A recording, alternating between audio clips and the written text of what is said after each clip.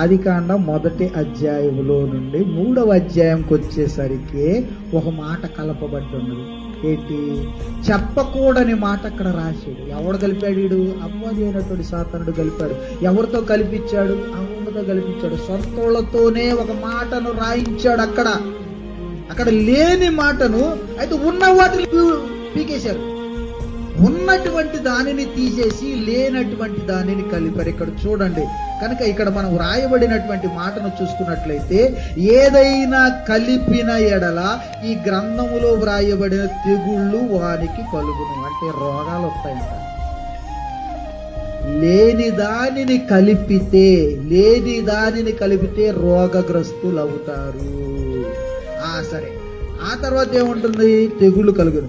ఎవడైనాను ఈ ప్రవచన గ్రంథమున్న వాక్యములలో ఏదైనా తీసివేసిన ఎడల దేవుడు ఈ గ్రంథములో వ్రాయబడిన జీవవృక్షములోని పరిశుద్ధ పట్టణములోను వానికి పాలు లేదు.